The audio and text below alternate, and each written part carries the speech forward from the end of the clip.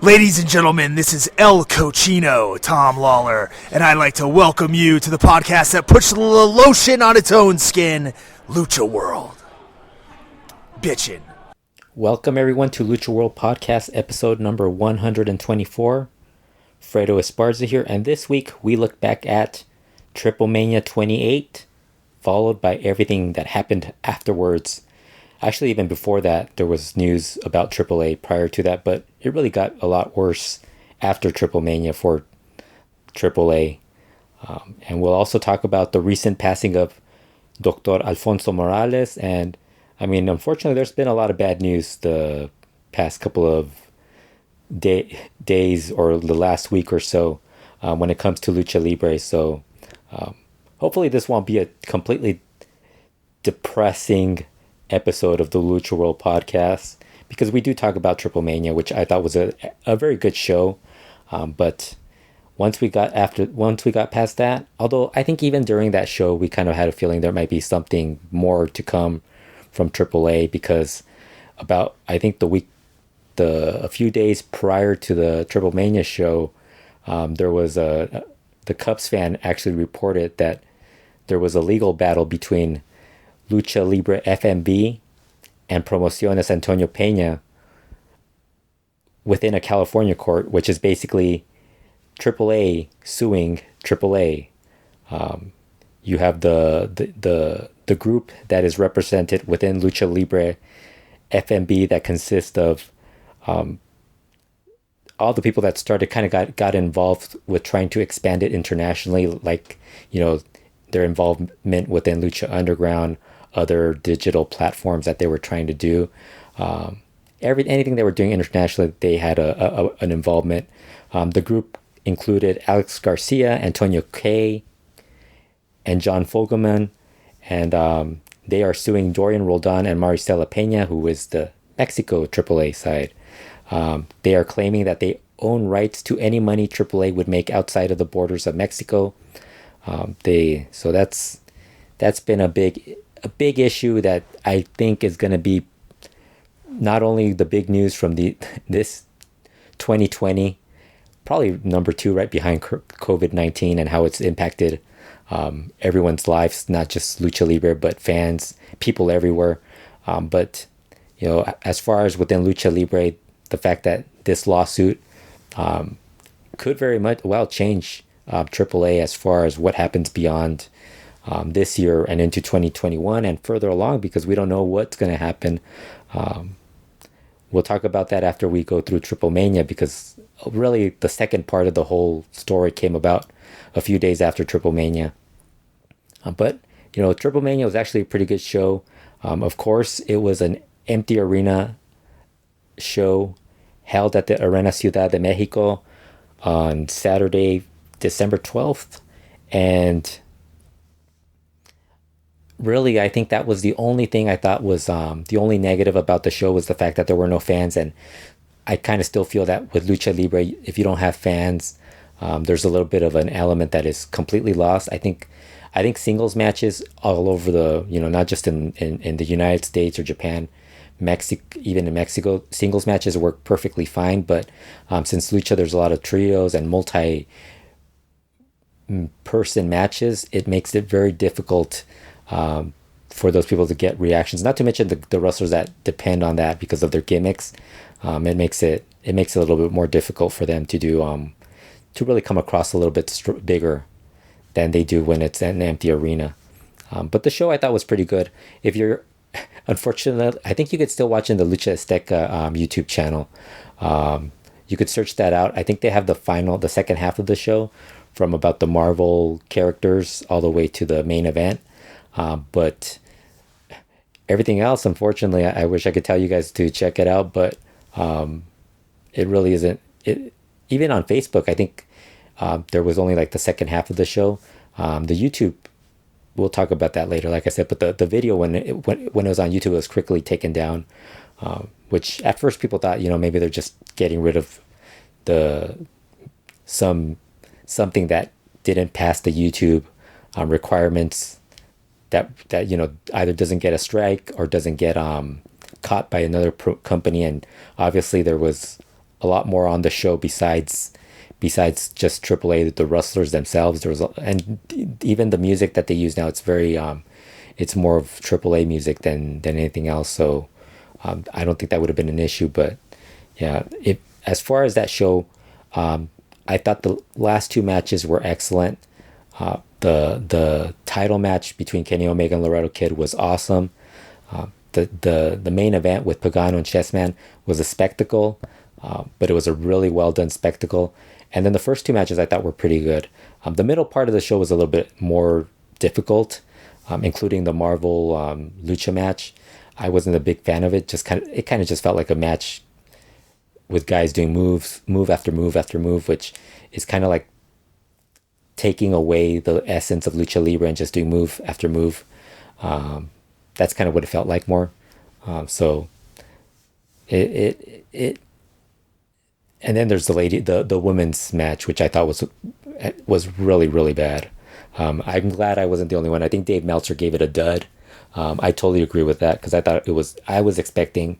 It's funny because I said I had high expectations for that match, and it ended up not even coming close to delivering like okay expectations.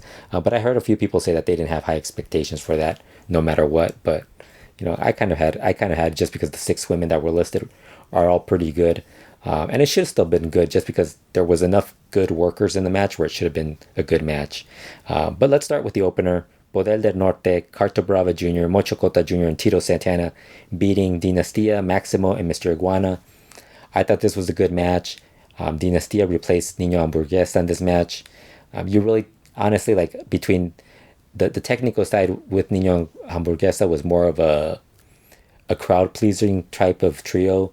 So I don't know if you really needed them in this type of empty arena environment. I think that it was enjoyable as far as the people watching it online, on the feed, but it wasn't something that was. I think Dinastia did a great job. I thought the whole match was good. The only thing I thought was Poder del Norte wasn't nearly as violent as they can be or have been in the past. I think Mr. Iguana would probably disagree with me on that because he was really the only one that really got victimized big time by Poder del Norte, especially the closing sequence where he pretty much took all the finishing spots and everything to close out the match. I think he might have been knocked silly for a bit, but he said he was doing okay. But I thought that was a good match, good opener. I would say it wasn't quite at the level of some previous openers that they've had, but again, I think the reason for that was really that there was no crowd, and I think the crowd would have made a big difference for this match, especially because Poder del Norte, because of how violent they can be with their offense, how it comes across. I think that would have sold a little bit more with a crowd being there. The second match was a 3-way match for the AAA World Tag Team titles. Phoenix and Pentagon Jr. beat Mystices Jr. and Octagon, and Rey Scorpion and Tejano Jr. This was a very good match. I thought Phoenix looked amazing in this match. Early on, Mystices Jr. and Octagon Jr. nearly hurt themselves on a dive. Really, really short. Fortunately, I think Phoenix and Penta were the ones on the outside, and they were able to catch them, and it didn't come across nearly as bad. And plus, the good thing was Mystices Jr. and Octagon Jr. were quickly back doing big dives afterwards, so there was no big issue. Phoenix looked amazing in this match. Rey Scorpion used the bat to injure Pentagon Jr.'s knee, further injure his knee, and Pentagon Jr. was taken out to the back. I thought that was at that point, I kind of thought maybe that was their way of getting the titles off of Phoenix and Pentagon Jr. But what ended up happening was Phoenix really had a really strong run at that point in time against everyone involved in the match. I thought that was really the highlight.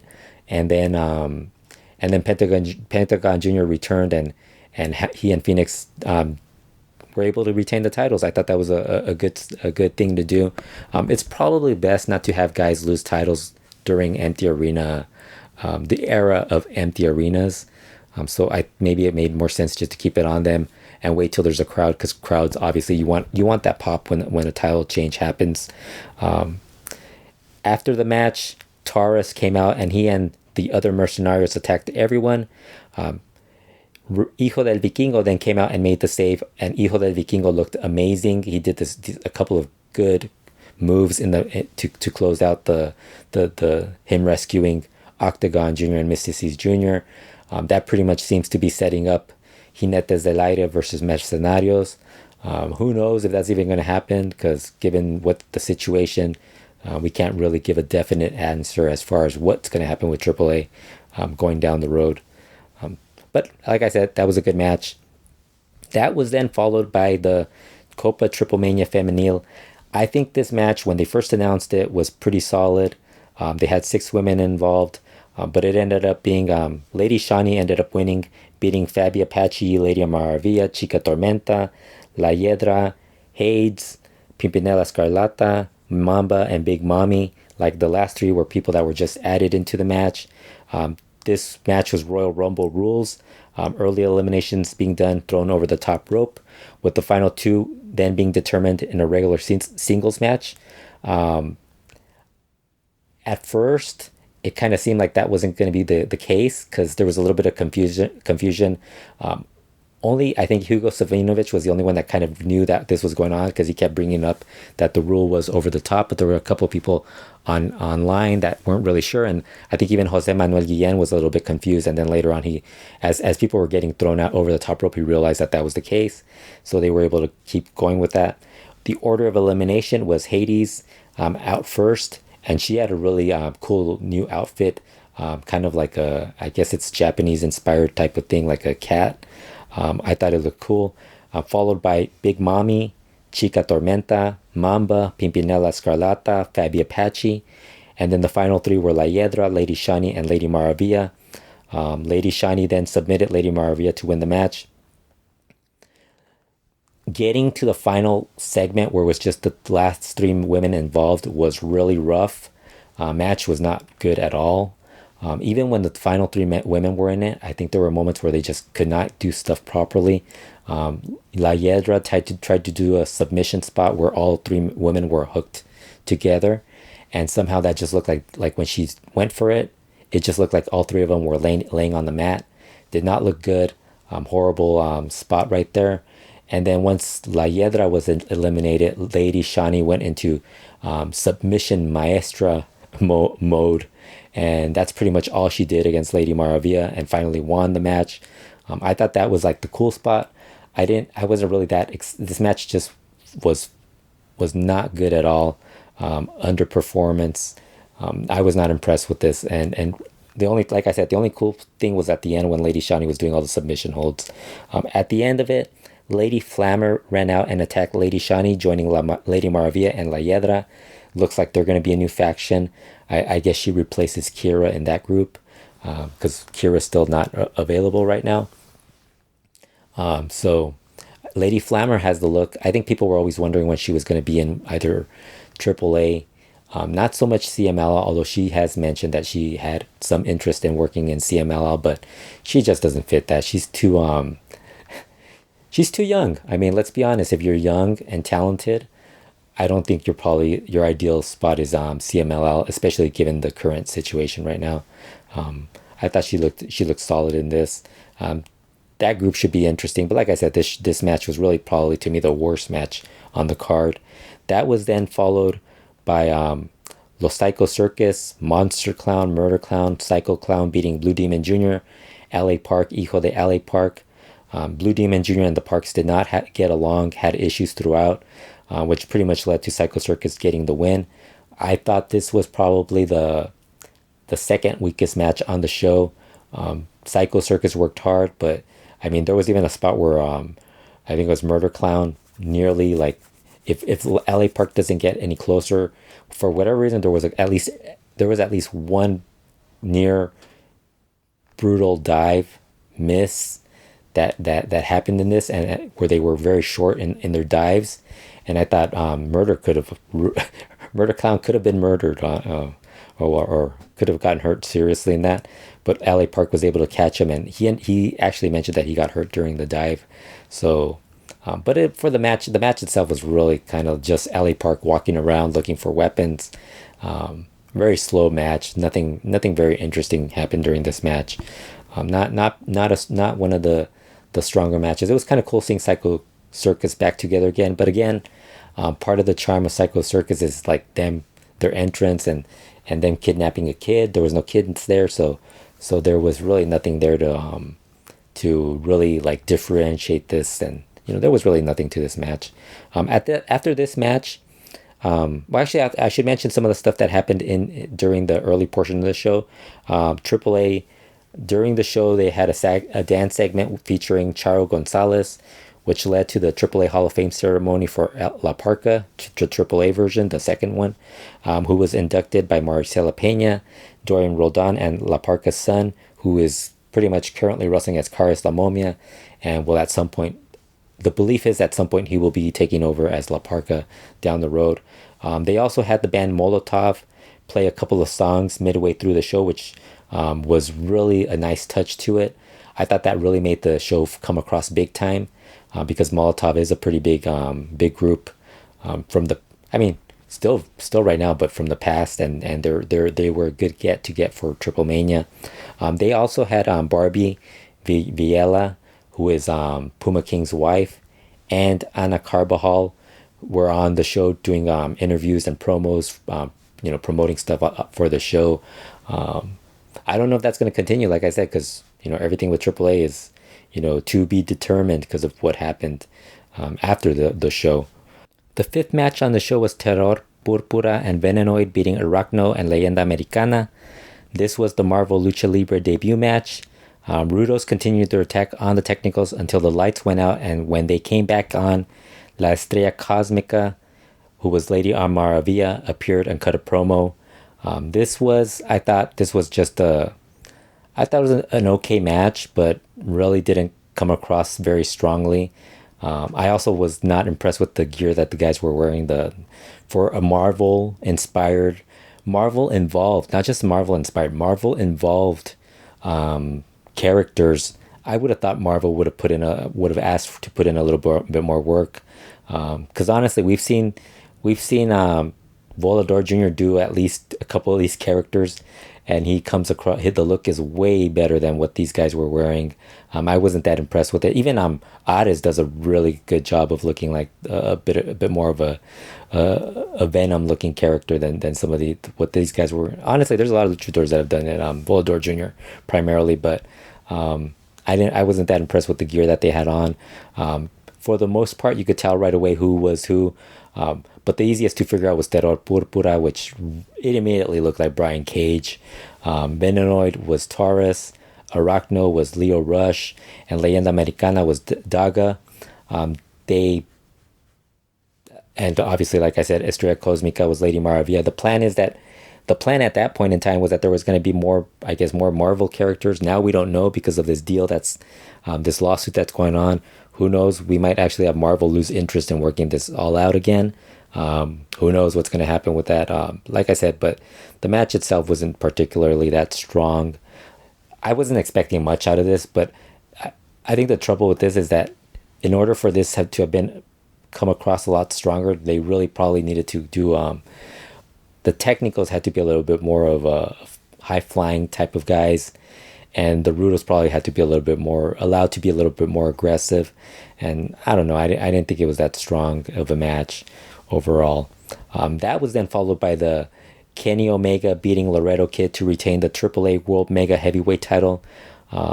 Omega beat Laredo Kid with a middle rope one-winged angel after Laredo Kid was briefly distracted by Michael Nakazawa, who was Omega's second. Hijo del Vikingo was Laredo Kid's second. I thought this match was excellent. I would put this up there with the Titan Soberano Jr. for Match of the Year in Mexico, which, honestly, even with the limited amount of matches and shows that have happened in Mexico this year, those two matches probably would have still ended up being within the top 5 best matches of the year. This match was awesome. Laredo Kid looked like he belonged as a star. Very interesting to see that he went from being another wrestler, pretty much Rey Cometa's another one that this year seemed to have gone from, although Rey Cometa not nearly at the level of Laredo Kid. And to be fair, Rey Cometa had a few more brighter moments a couple of years ago when he first showed up in CMLL. But Laredo Kid really, since the last 2-3 years has really skyrocketed onto the scene in Mexico and internationally as well. He looked like he belonged against Kenny Omega. Kenny Omega, for whatever reason, there's a lot of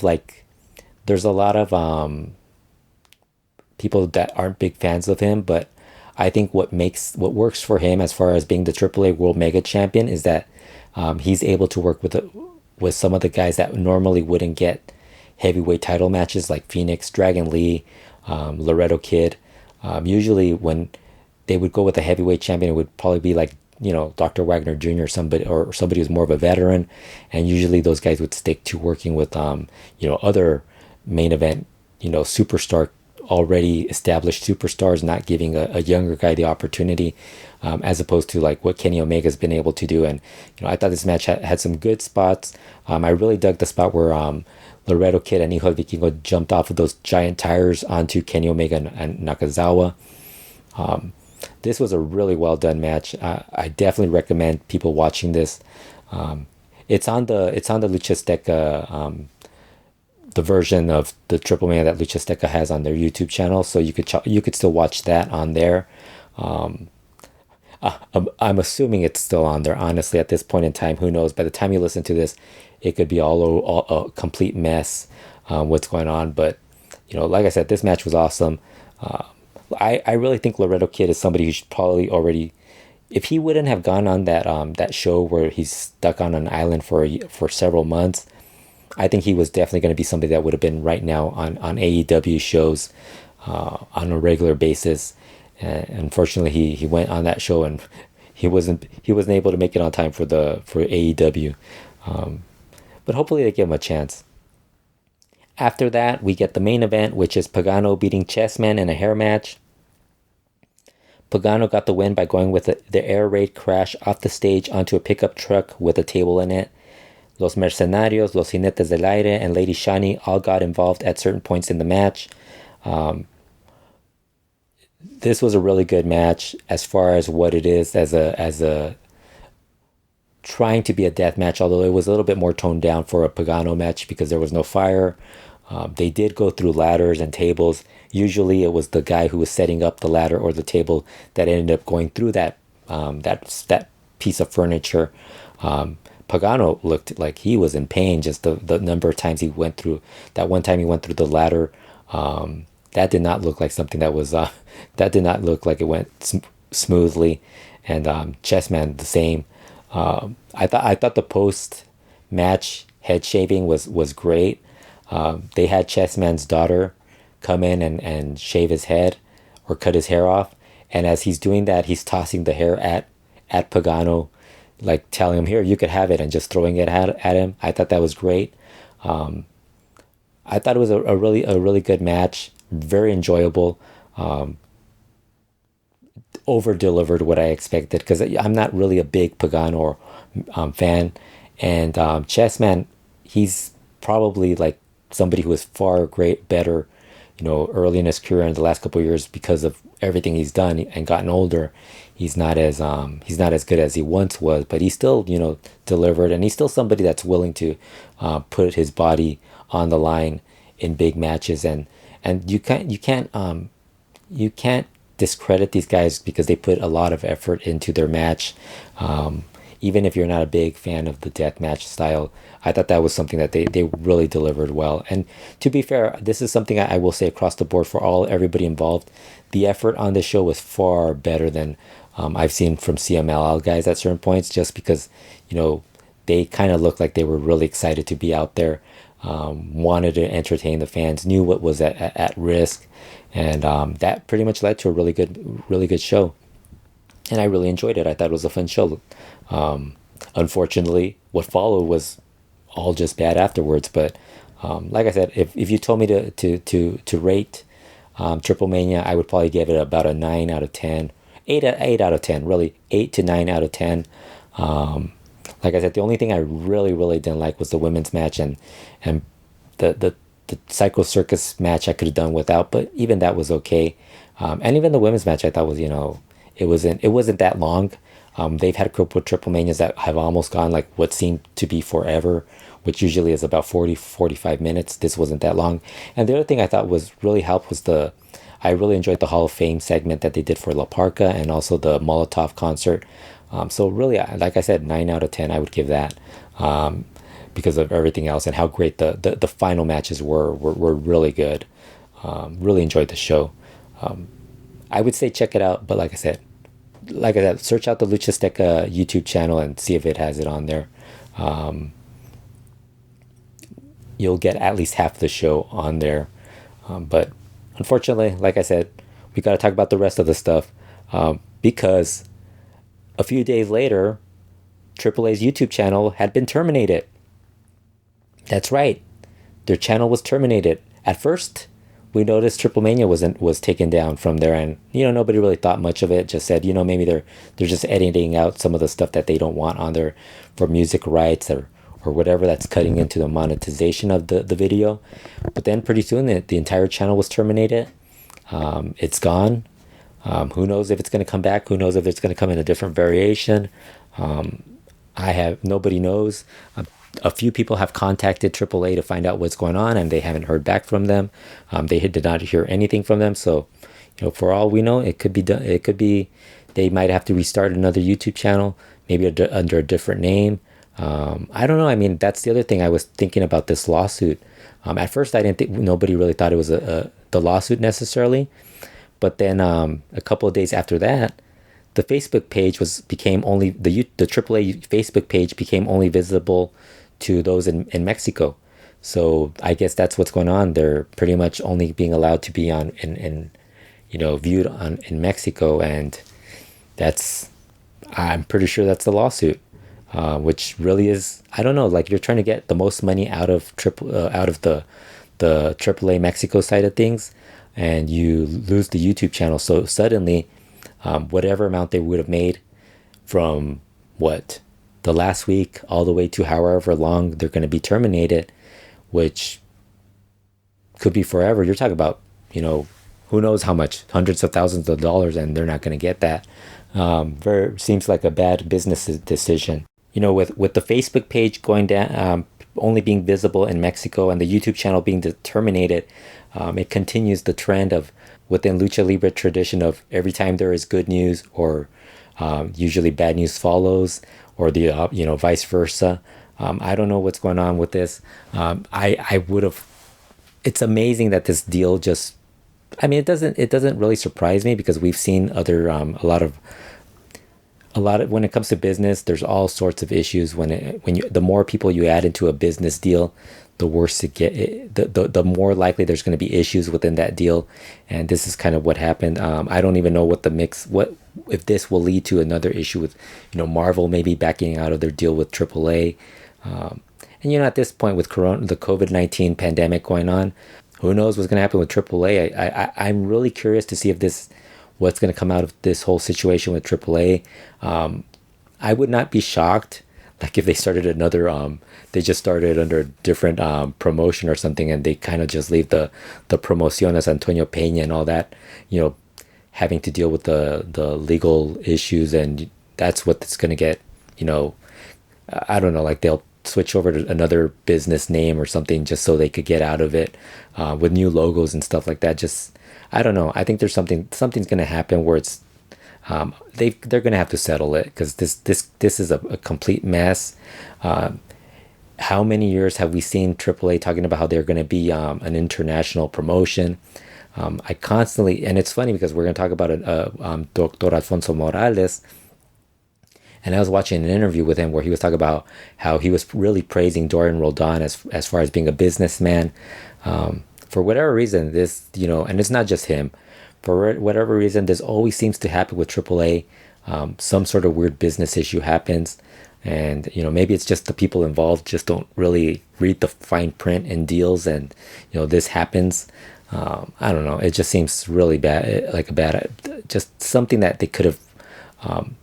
I think there was a way where they could have just kept out of this. And it's even made worse because now with the pandemic, they can't even run shows. So wrestlers aren't making any money. I saw that Blanchitas was saying that there's already some rumors of unrest within the talent. I don't really buy that just because there's nowhere to go right now. Honestly, there might even be a travel ban at some point just because of what's going on with the pandemic and everything that's going on during the winter months. I would say just wait a couple of months and see if this changes. The big concern is that the fact that AAA YouTube channel is down. That is really bad. Not to mention they actually previously had that Twitch deal and now they didn't have that. I don't know. I think AAA is kind of in limbo right now. We always talk about like certain wrestlers being in limbo, and now it's like an entire promotion being in limbo. We don't know what's going to happen. Although we've seen other promotions go through stuff like that where suddenly they stop running shows or they're not as visible. But this one's really bad just because of how big AAA is. I don't know. It's gonna be interesting. I hope we have some news within the next couple of days. But I don't really see that happening considering everything that's going on in the world. As like I said, with the pandemic going on, CMLL and several other lucha promotions canceled shows as Mexico City is now in the red zone. So they actually had them cancel. They decided to cancel because I think they have to be, there's lockdown after a certain hour, and CML just didn't see the point in running shows at that point. Of course, with that going on, IWRG still ran a show. You can't stop IWRG. Coronavirus cannot stop IWRG from running shows. I don't know why they're still doing it. Unless they're getting some money out of Mas Lucha, which I'm pretty sure they are. Now suddenly Mas Lucha is the biggest moneymaker probably in Lucha Libre as far as streaming video and all that. I think that's the big thing. I think that's the lesson AAA has to learn, that maybe they shouldn't make deals where they're willing to give up their intellectual property to other people, because this is what happens. I think the one from a couple of years ago, they also had legal issues as well. The company that took them on those tours were I think it was like a cheese company or something. They had like two shows, one in Los Angeles and I think one in Las Vegas or San Diego, and I think that also had some. It wasn't as big of a legal issue as this, but there was a little bit of a problem within that partnership.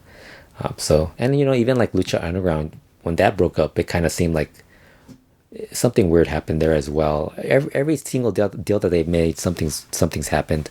But CMLL was, I should mention, as getting back to the cancellation of shows, CMLL canceled their Christmas show, which now means they had actually announced Volador Jr. versus Bandito, I think like a week prior, or a couple of days prior to that, and now that's not happening again. We may never get that match, especially if Bandito ends up like becoming more of a regular in the United States. We don't really know. So hopefully it does happen at some point. But that's now canceled. It's a big mess right now, unfortunately. And honestly, I think the most important thing is that everybody stay healthy and avoid being in large groups of people. The fact that I saw those IWRG shows with so many people in attendance, that really that was a little bit wild. But now that these shows are all canceled, hopefully this, with the vaccine out now, maybe we'll get some sort of normalcy later in 2021. And that's the problem. Like, I don't know if these promotions are really going to be able to like survive that long of a time period without shows. Hopefully once they get a little bit, I don't know. I mean, honestly, because I was going to say, hopefully once they get a little bit, the COVID cases lower. But right now during the wintertime, it's at an all-time high everywhere, especially here in the United States. California is really bad. We're in California. I'm in California. And it's pretty bad. It's gotten to the point where, my dad had to be in the hospital a couple days ago, not COVID related. It was he was experiencing some leg swelling and some other issues, and we had to take him to the hospital. And he stayed for about a day in the emergency room because they did not have any beds available. He did get a bed later on. He's doing good. He's doing better now. He's back home. He just has to like go to a bunch of doctor's appointments, checkups, and stuff like that. But other than that, but like I said, there was a lot. Like here, there's like I think there's 0% capacity as far as beds. But yeah, it's pretty bad. And people don't listen. That's the problem. Wear a mask, social distance. Don't gather with so many people. But people don't listen. That's the problem. We're in a world where even like some of the places that were listening, I think it just kind of fatigue. Staying at home, it just fatigued a lot of people and just led to a lot of people making some really poor decisions. I've kind of followed the guidelines mostly because being in a wrestling, writing about wrestling and seeing who's hearing about guys experiencing through that, people on Twitter, some of my friends going through it. It made me like more aware, like I can't do certain things and I'm not going to do it. I'm not going to risk, like I said, I have my parents to worry about. I have a niece who has a heart condition that I have to worry about. Other relatives that I don't want to like even just, cause that, any issues. So, really it's very minimal amount of people. And the people I've only seen have only been, like my sister, my nieces, my nephew, but anybody else we have not seen. I haven't even seen Kurt. Like, if you were wondering why Kurt Brown hasn't been on the show, it's because he hasn't been on because, usually we do it at my house and he's not coming over here because he's in that high risk group as well. He beat cancer a couple of years ago. And, those are some of the people that, they're more prone to get, to catch, a virus. So he's not really going out as much. I would have him on more often, but like I said, right now I'm dealing with my parents, my dad's health issues. So hopefully once that's over and also the holidays, we'll try to get him back on the podcast and see what he's been up to. Plus he doesn't watch a lot. He wasn't going to watch Triplemania anyway. Then he would have watched it. He probably would have watched it if it was available afterwards, but then it wasn't available afterwards. So it would have been like, what's the point of doing a show about that? Maybe once it's over, we'll just have a quick, just what's going on and maybe do some topical type of show.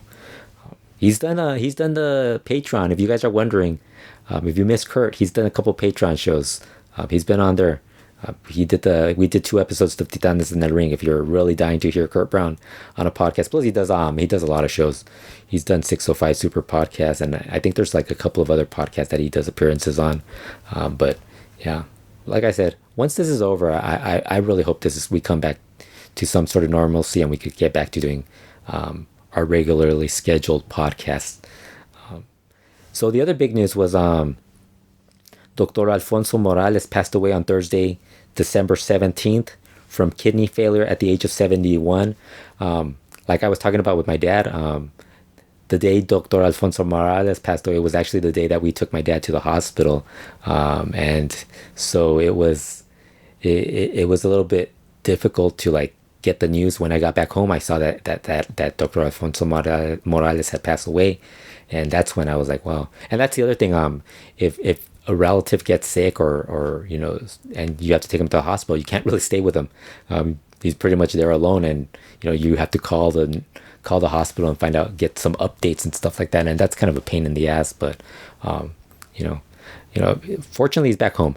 But with Dr. Alfonso Morales, when I saw that, I was like, man.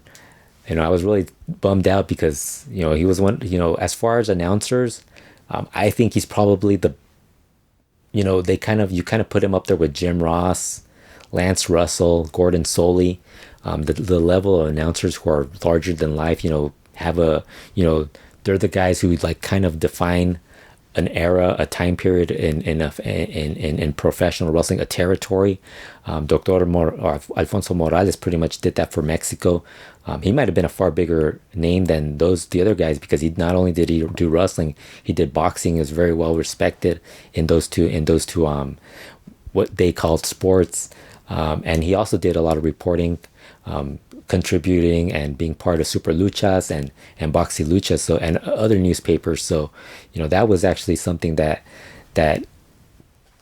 he was like I said, he was, and for the most part, for all of us, even though you may have not known all this other stuff that he did, the fact that you would, if you tuned in from about if you lived in the United States and you're watching Lucha Libre on Galavision in the 80s, because in Mexico it didn't start until like the late 80s, early 90s,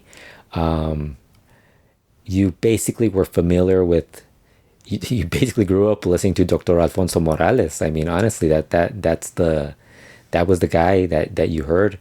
You had other guys like Pedro Mago Septien, and then later on you had Miguel Linares, Leobardo Magadan, Arturo Rivera, Andres Maroñas, Enrique Llanes was on as well. A long list of guys that Jesus Zúñiga, but Dr. Alfonso Morales was always the consistent guy throughout. I used to get a kick out of him doing the "Que bárbaro Magadan." That was my favorite. I always got a kick out of that. I still love saying that, even on, I think we all do that on Twitter now. Every once in a while, when somebody says something dumb, or tells a story, and we tell them "Que bárbaro Magadan." I know he did it for Rivera as well, but it's more for us. I think for me, it's more common with Magadan, just because it sounded better.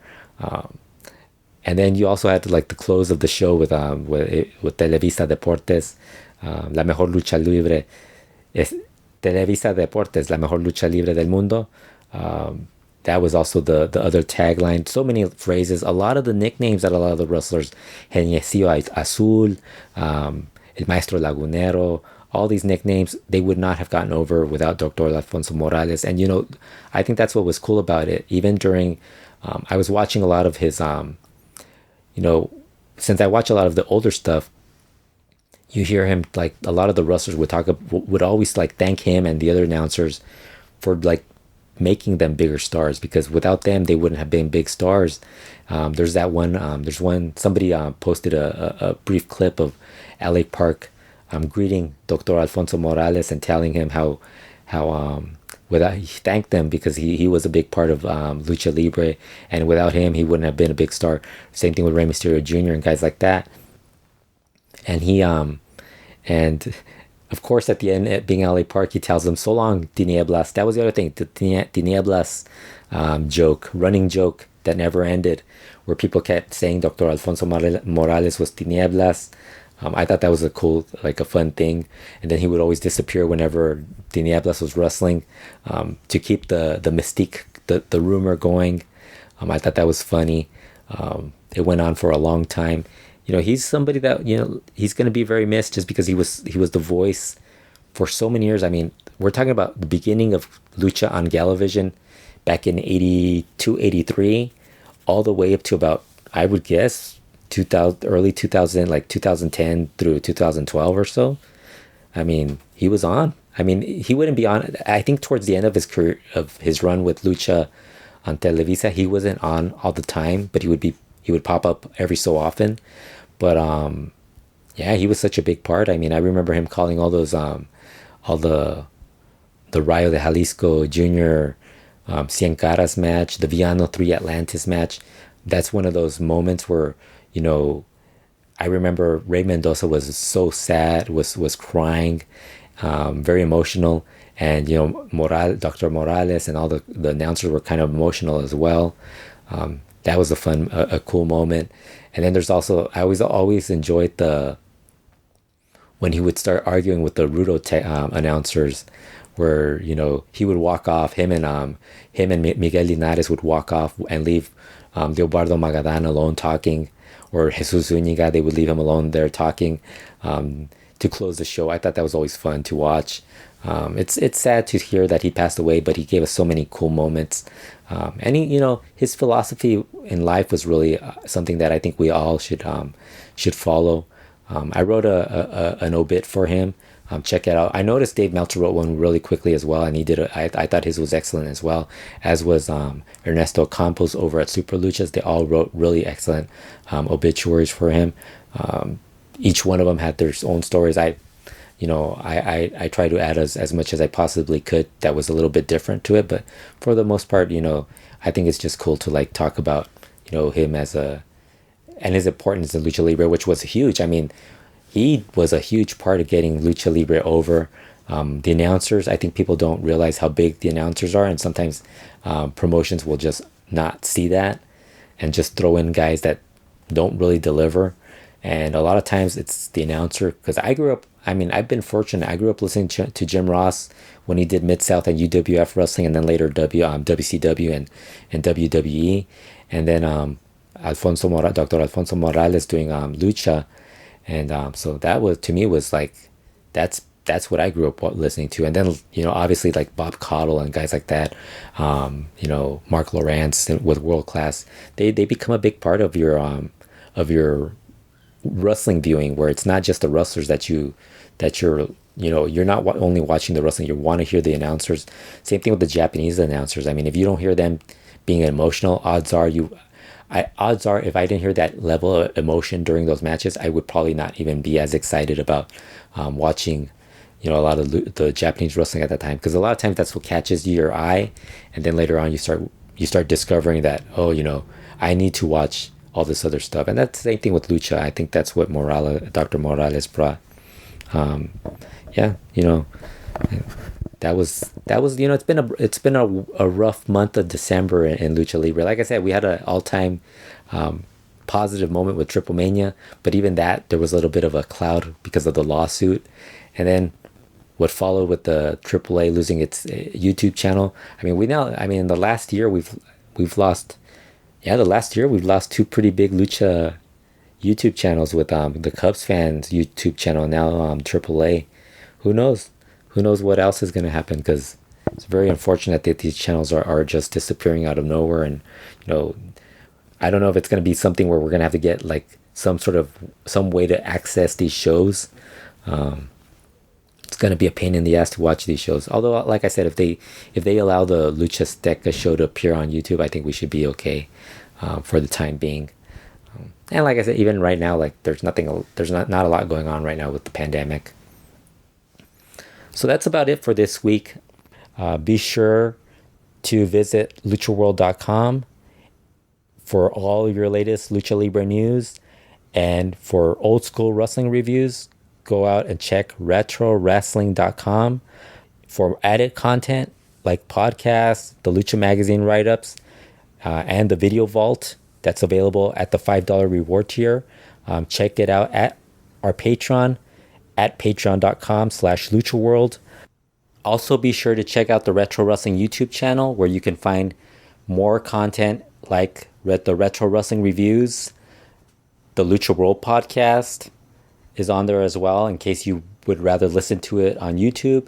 We also have every Saturday the Stan Hansen Saturday episode, where we look back at a Stan Hansen match every week, and there will be more content on there as well, including stuff that I will be doing later on. Check that out. Subscribe. Be sure to like videos when you're on there. Thanks everyone again for listening to this podcast. So long.